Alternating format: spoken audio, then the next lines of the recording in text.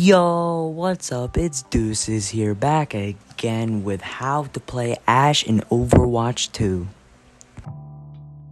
So a lot of people get overwhelmed when they first try out Ashe because they see characters like Widowmaker that are similar, that take like ton of aim and a ton of patience, but I will say that Ashe is not like this. She's sort of like the dumbed down version of Widowmaker. Now, this doesn't mean that she's bad, she's just easier, but she's still fun, and I recommend you playing her if you want to play a sniper DPS for the first time.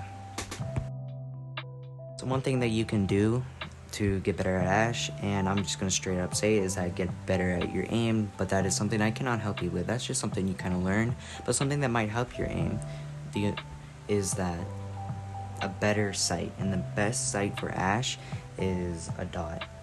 And the reasoning for this is because you can just look at the dot and line it up with the enemy, and just it's there. You don't have to look up, or you don't have to look at any like weird sights that you may have on. Not saying like a crosshair is bad, but it's just a dot's the best sight. A bright green dot, that'll do it. That will help your aim, guarantee.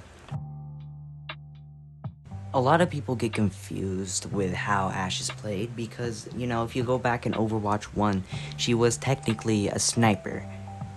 And yes, I'm saying it, she's not really a sniper right now. You know, there used to be more long-range battles with Ashe in Overwatch 1, and now they have changed it, and she's sort of more how Ana is played, where you're sort of behind the team and you're just shooting from there. The only difference is that she likes to go to the, you know, flank them from the left or the right and get out of there with her ability. And it's really just about finding the best positioning, but you're not too far away, you know. You wanna figure out what characters are easy to kill with Ashe and what characters aren't, like tanks. And really, you wanna play med packs if you need healing. Like, for example, like a Junkrat, sees you, spots you, shoots you, and you're away from your healers, then, you know, you want to find some sort of positioning that has a health pack. But you want to stick with your team, maybe even close counter gunfights. You really want to only scope in on your weapon when you're fighting when they're long range, which is pretty obvious. But when you're close range, what you really want to do is you want to try and scope in if they're like right in front of you, shoot them in the head until they're low, and then finish them off with the hip fire. And that's how you combat with Ashe. Another thing you can do, which will help, is that if you throw your dynamite in the air and shoot it in the air, then if there's like a bunch of enemies like grouped up, then they won't have time to run away from your bomb, and it'll blow up in their face, and you can just sort of scope in and kill them. Another tip I have is, and this is pretty simple, but one of her abilities is a blast ability. It's basically where she pulls out this giant, like, no, actually not giant, she just pulls out a sawed-off 2-barrel shotgun and it blasts, and she, you know, it gives knockback to the enemy in you. You can use this to get up in places, you know, like up a ledge by shooting it on the ground, and it will launch you up, and you can, you know, just land on whatever you want to land. Or you can use this to how it was meant to be used and use it as a way to like back the enemies off away from you, so you have a easier, you know, not like close up melee, so that you can use your hip fire to kill them. This ability is actually pretty crucial for Ashe, and you want to really master that ability because it's more important than like the dynamite or really her passive ability, hip fire, really. So it's a core part about Ashe. One part about Ashe that a lot of people get confused about is like, where do I place Bob when I have my ultimate? You really want to place Bob in specific like places that you can't. It's immovable, but it has a good range and a good view of the enemy. Like, for example, if you're, let's say, on a push map, like, I don't know, like Esperanza, then you would place it probably underneath the bridge where the barrier could be pushed. Or if you're in a map like Ilios Well, you would put it in a spot where they come from their spawn.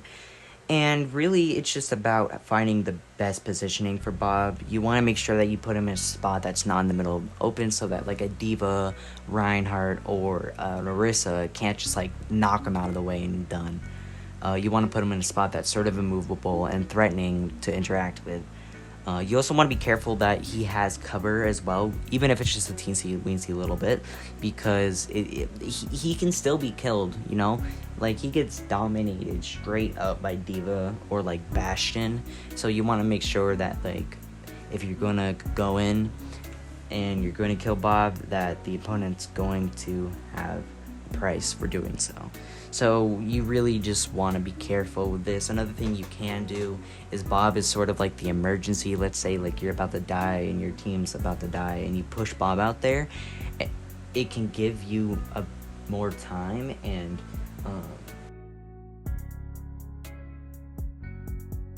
more of the advantage because the enemy team has to deal with Bob. One thing that a lot of people get confused about with Ashe is that she, with all honesty, is a flank character. In Overwatch 2, of course. Because, you know, it used to be where she was like a sniper, but now it's more like, not like flanking from behind where she's separated from her healers, but sort of in a spot that the team won't expect an Ashe to be, but with a healer there to help you. Like, for example, if you're on Shambali Monastery, if they're pushing the payload, a lot of people will go on the ledge, you know, play up top, you know, go in the little hut or house or whatever that little thing is, and shoot them from spawn and sort of rotate through those spots, because that's really the strongest place that Ashe could possibly be in a gunfight in Overwatch 2, and really for any character in Shambali Monastery. But you just want to find places that the enemy won't expect you to be, and you want to make sure you don't camp there, because the enemy will figure out where you are and you will get dominated, and you just don't want to get dominated.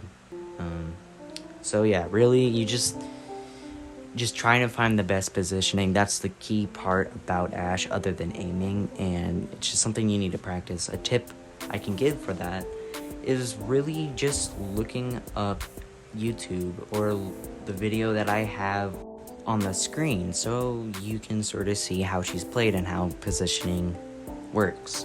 And it's just such an important thing to have good positioning with Ashe, or else she's just donkey. Because like if you play and you try to front lines, you know, and try to like, I don't know, like bang people with your one ability, you know, it's not gonna do anything. It barely does any damage, and it puts them back just a little bit. Like if they're playing Orisa and you try to pull that shit off, like, oh man, you're dead, bro. And you just need to practice with this. This is the main part about Ashe that you have to practice and get good with, or you're not gonna excel. That's just the bottom line about her. And that's the hardest part, because, you know, a lot of characters you just push in, or it's plain out simple like Reinhardt or Sojourn or Soldier. It's just, and it's not like that, you know. You have to play her strategically. You have to really just get good at where you are, and you have to be aware of your surroundings.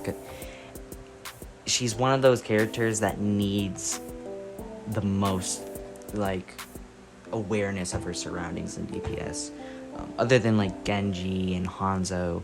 But, you know, she needs that awareness. You know, she needs to spot like little tiny things, like, oh, there is a Junkrat heading this way on the corner of my eye, predict where he is.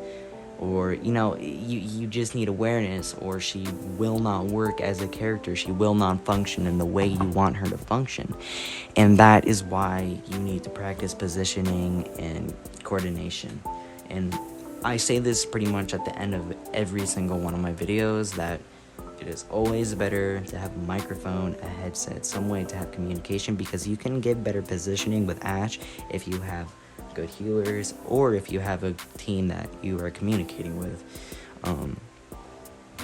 But, you know, solo queuers, I've seen them do that, you know, where they're just like going absolute Rambo on the team, and they're absolutely diabolical about how good they are at the game. But it's always better to have communication. Two heads better than one, and really, it's just patience with Ashe. I'm so passionate about this character because I've mained this character since I started playing Overwatch, and it's one of the best characters. But anyway, that's all I got for you today. Hope you enjoy. Make sure to like and subscribe and hit the notification bell so you never miss a video. Have a good day.